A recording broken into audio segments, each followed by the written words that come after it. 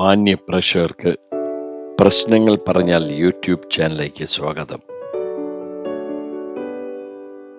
ജനസംഖ്യാ അനുപാതത്തിൽ 4 വാർഡാക്കേണ്ട ചിറയൻകീഴ് പഞ്ചായത്തിൻ്റെ പെരുമാതുര വാർഡിനെ എന്തുകൊണ്ട് 2 വാർഡാക്കി? ഇതിൽ ഒളിഞ്ഞിരിക്കുന്ന ഗൂഢമായ തന്ത്രത്തെ പുറത്തു കൊണ്ടുവരണം. ആരാണ് ഇതിൻ്റെ ചുക്കാൻ പിടിക്കുന്നത്? ജനകീയ കോടതി വിചാരണ ചെയ്യുന്നു.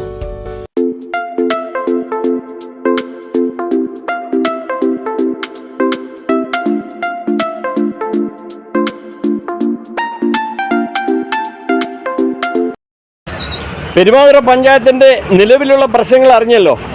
എന്താണ് നിങ്ങളുടെ പ്രതികരണം? എൻ്റെ പ്രതികരണം എന്ന് വെച്ച് കഴിഞ്ഞാൽ, ഇതിനു മുമ്പേ നമുക്ക് ഇവിടെ പുതിയ പഞ്ചായത്ത് വേണമെന്ന് നമ്മൾ ഒരുപാട് കൊടുത്തിട്ടുള്ളതാണ്. ഈ പഞ്ചായത്ത് ഇവിടെ രൂപീകരിക്കാനും അതിന് സ്ഥലം കണ്ടെത്താനും അതിന് കെട്ടിടങ്ങൾ കണ്ടെത്താനും ഇവിടെ പല ആക്ഷങ്ങൾ എടുത്തതാണ്. പക്ഷേ അതിനെ വെട്ടിക്കുറച്ച് ഇന്ന് വാർഡ് വെട്ടിക്കുറയ്ക്കുമ്പോൾ ആ പഞ്ചായത്ത് ഈ പെരുമാറുരയ്ക്ക് വരില്ല. അത് വരാതിരിക്കാൻ വേണ്ടിയാണ് ഇന്ന് ഇത് നടത്തിക്കൊണ്ട് വരണത്. ശരി, ഞാൻ ഇടയ്ക്ക് വരികയാണ്. അപ്പോൾ ചുരുക്കി പറഞ്ഞാൽ പെരുമാതുരയോടുള്ള അവഗണനയാണ്.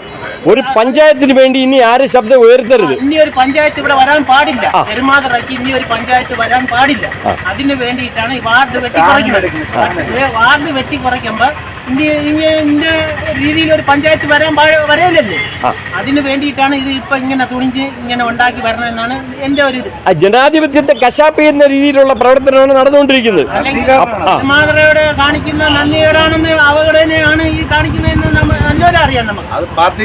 പാർട്ടിയുടെ ഒരു ഇതല്ല ഞങ്ങൾ പറയണത്. നമ്മൾ ഈ പെരുമാറുരയ്ക്ക് എന്ത് ചെയ്യുന്നു, പെരുമാറുരയ്ക്ക് എന്ത് കൊണ്ടുവരണം, അതാണ് നമ്മൾ നോക്കേണ്ടത്.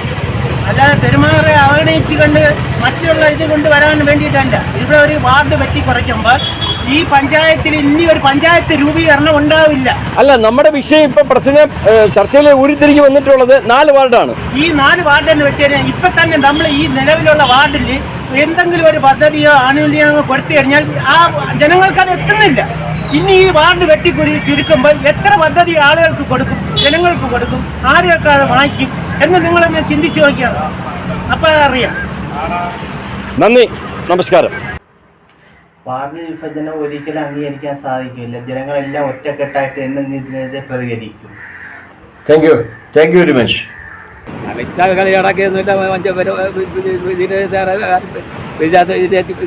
പോവുകയില്ല.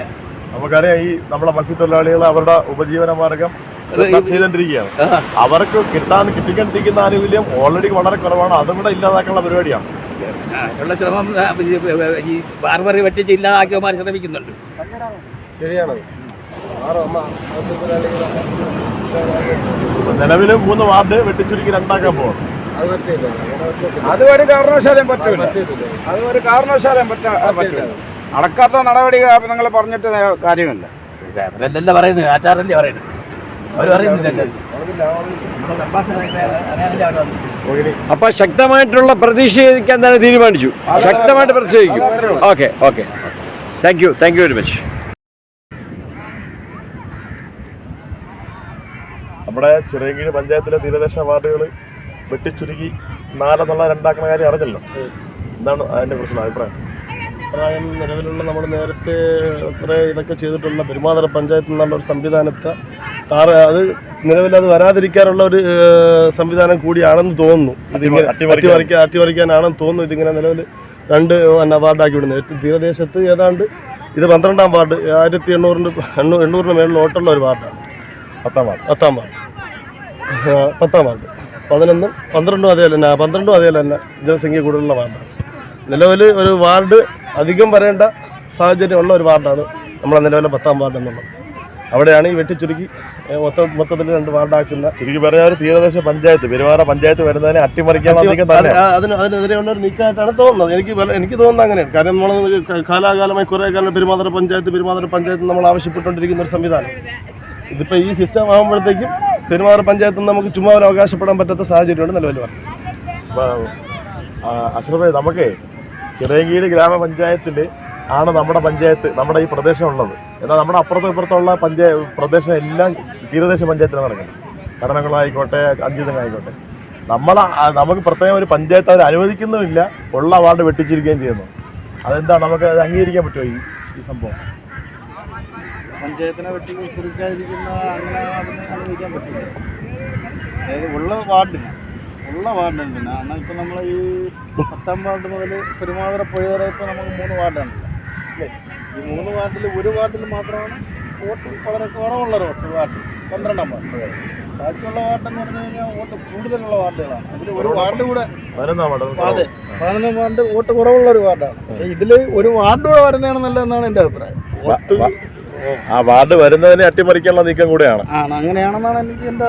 അപ്പം അങ്ങനെയാണെങ്കിൽ നമ്മുടെ പെരുമാതിരിയുള്ള ഏകദേശമുള്ള ആളുകൾ ഇത് അറിഞ്ഞു.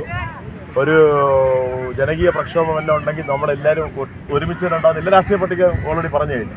അപ്പം നിങ്ങളുടെ അഭിപ്രായം ഇതിൽ രാഷ്ട്രീയമല്ല, ഇവിടെ നിലവിൽ